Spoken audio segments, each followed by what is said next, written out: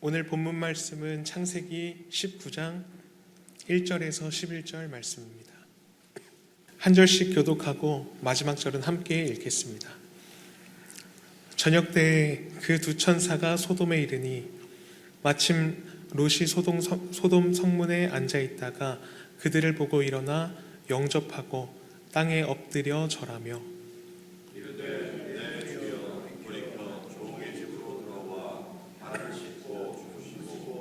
일찍 일어나 갈 길을 가소서. 그들이 이르되 아니라 우리가 거리에서 밤을 새우리라. 롯이 간청함에 그제서야 돌이켜 그 집으로 들어오는지라. 롯이 그들을 위하여 식탁을 베풀고 무교병을 구우니 그들이 먹으니라. 그들이 굽기 전에 그 성 사람 곧 소돔 백성들이 노소를 막론하고 원근에서 다 모여 그 집을 에워싸고 롯을 부르고 그에게 이르되 오늘 밤에 내게 온 사람들이 어디 있느냐 이끌어내라. 우리가 그들을 상관하리라. 롯이 문 밖에 우리에게로 나가서 뒤로 문을 닫고 이르되 청하노니 내 형제들아 그런 악을 행하지 말라. 내게 남자를 가까이 하지 아니한 두 딸이 있노라. 청하건대 내가 그들을 너희에게로 이끌어내리니 너희 중에 좋을 대로 그들에게 행하고 이 사람들은 내 집에 들어왔은즉 이 사람들은 아무 일도 저지르지 말라. 그들이 이르되 너는 물러나라. 또 이르되 이자가 들어와서 거류하면서 우리의 법관이 되려 하는도다. 이제 우리가 그들보다 너를 더 헤아리라 하고 롯을 밀치며 가까이 가서 그 문을 부수려고 하는지라. 그 사람들이 손을 내밀어 롯을 집으로 끌어들이고 문을 닫고 함께 읽겠습니다. 문 밖에 대소를 막론하고 그 눈을 어둡게 하니 그들이 문을 찾느라고 헤매었더라. 오늘 본문 말씀은 두 천사가 소돔에 이른 것으로 시작됩니다. 이 천사들은 아브라함의 환대를 받고 온 천사들인데 이전에 아브라함은 3명의 사람을 보았던 반면에 오늘 본문은 셋이 아니라 둘, 또 사람이 아니라 천사로 소개하고 있습니다. 지난 본문에서 그 세 사람 중 한 사람은 18장 13절에 여호와께서 아브라함에게 이르시되 라고 말하면서 사람의 모습을 하고 있었던 그가 여호와 하나님이셨던 것이 밝혀졌습니다.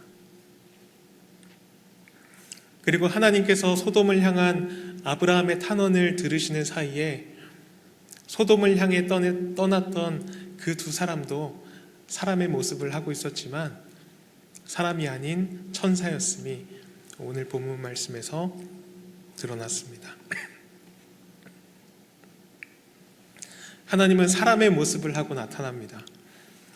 우리는 하나님께서 밝히시기 전까지는 그가 천사인지 하나님인지 사람인지 알 수 없는 것 같습니다. 그러나 우리가 알 수 있는 것은 그가 우리의 이웃의 모습으로 또 형제 자매의 모습으로 또 나그네의 모습으로 나타났다는 것입니다.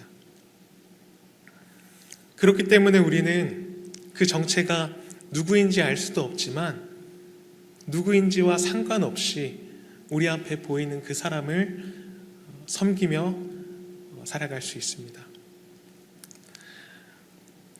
그가 사람인지 천사인지 하나님인지 판단할 것은 우리의 몫이 아닌 것 같습니다. 우리가 어느 자리에서 누구를 만나건 우리는 하나님 앞에서 주님이 명령하신 그 일을 해나가면 되는 것입니다. 이 모습은 마치 예수님께서 종말의 때에 말씀하신 것과 같습니다. 하나님께서 천사들과 함께 아브라함을 찾아오시고 또 오늘 본문에서는 롯을 찾아오셨는데 마지막 때 주님은 모든 천사들과 더불어 우리를 찾아오십니다. 그리고 우리를 찾아오셔서 양과 염소를 나누십니다.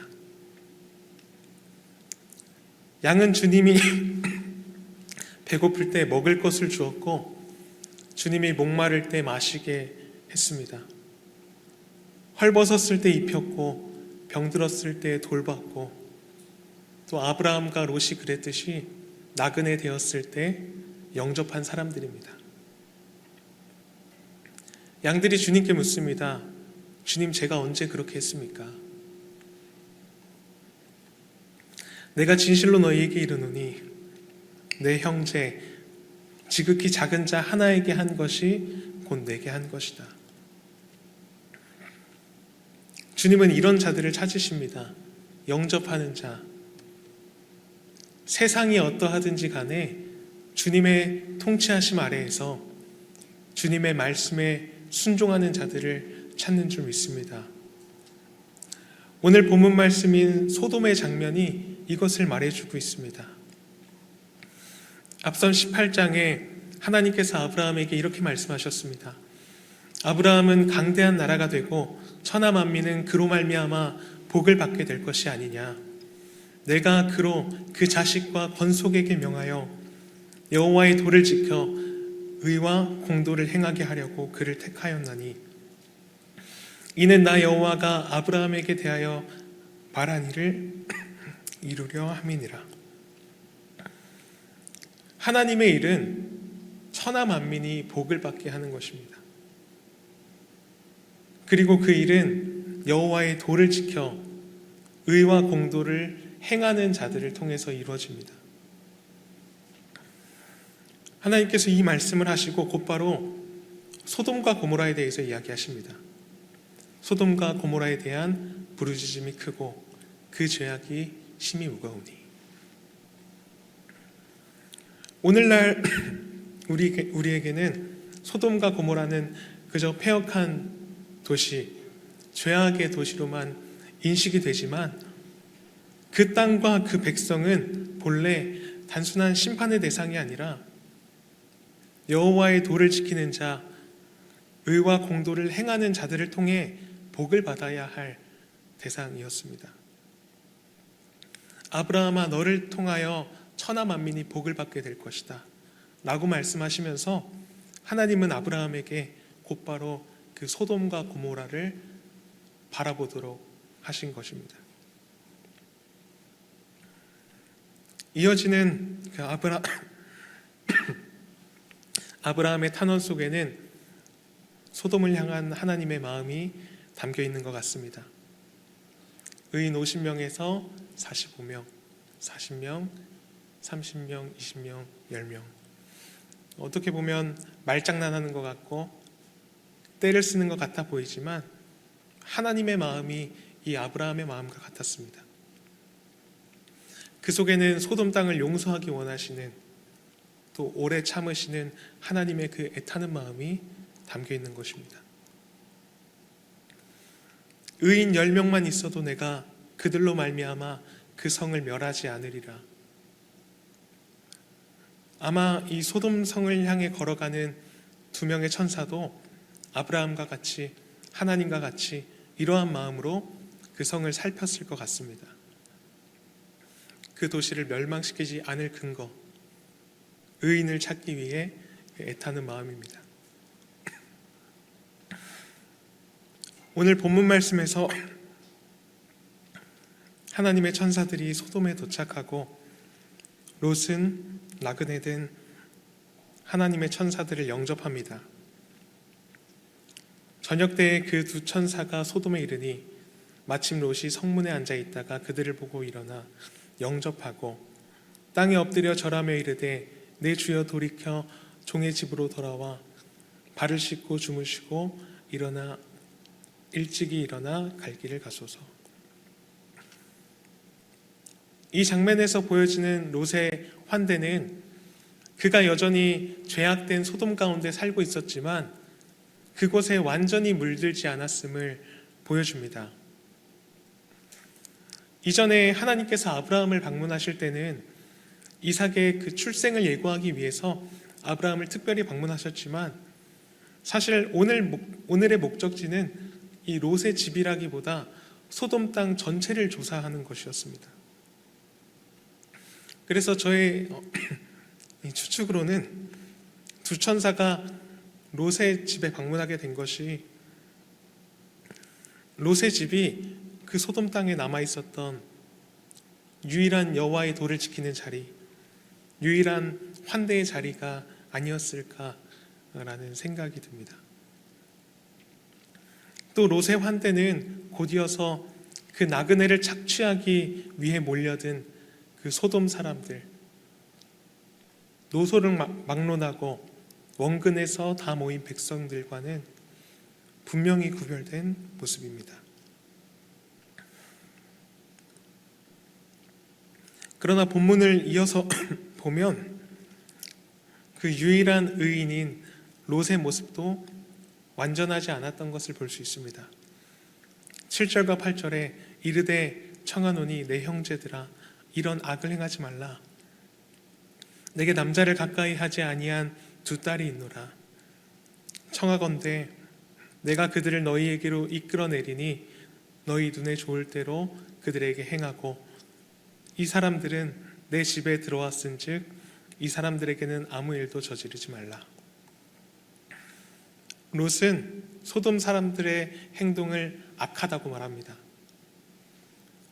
형제들아 이런 악을 행하지 말라.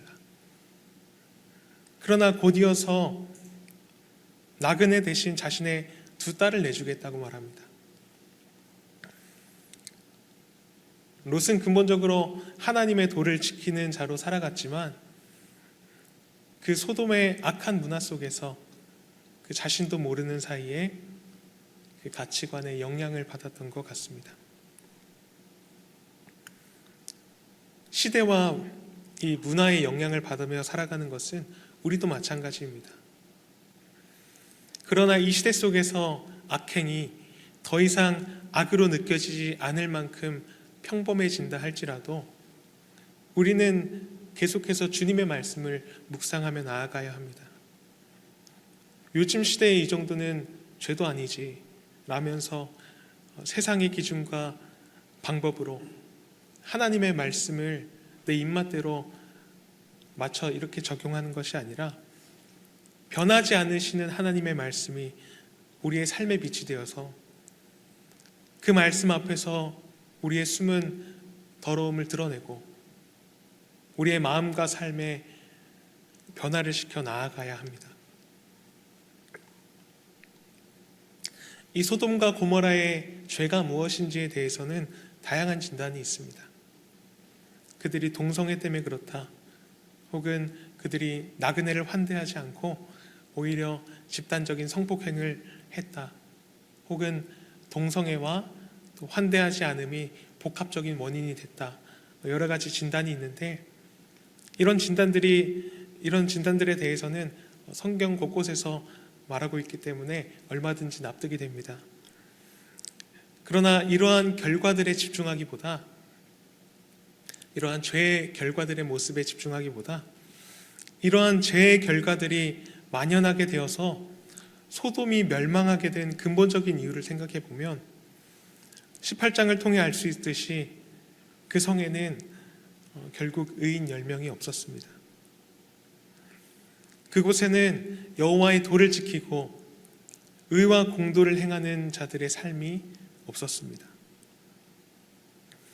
하나님은 그들을 통해서 그 땅이 소돔 땅일지라도 용서하고 복 주시기를 원했지만 그곳은 백성들이 울부짖는 죄악과 고통의 땅이 되었습니다.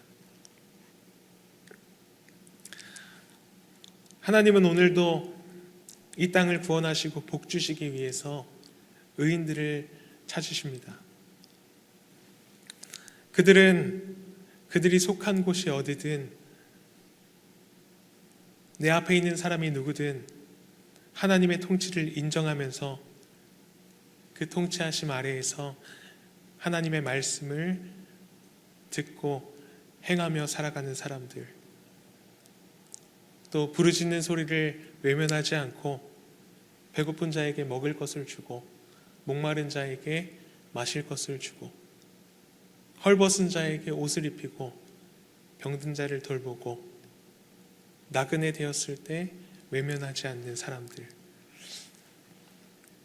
우리가 주님께 발견된 그런 사람들이었으면 좋겠습니다. 동시에 우리는 롯의 모습을 통해서 우리 자신을 돌아봐야 합니다. 하나님의 말씀을 지키려고 애쓰는 우리의 모습 속에 우리도 모르는 사이에 세상의 영향을 받아서 그 말씀을 왜곡하고 있지 않은지, 또 세상과 타협하고 있지 않은지 스스로 겸손하고 또 진솔하게 살펴보아야 할 것입니다. 오늘도 우리가 가까이 하는 그 주님의 말씀이 우리의 빛이 되실 줄 믿습니다. 말씀이 우리 깊은 내면과 삶을 변화시키기를 소망하면서 우리 계속해서 개인적으로 묵상을 이어나가겠습니다.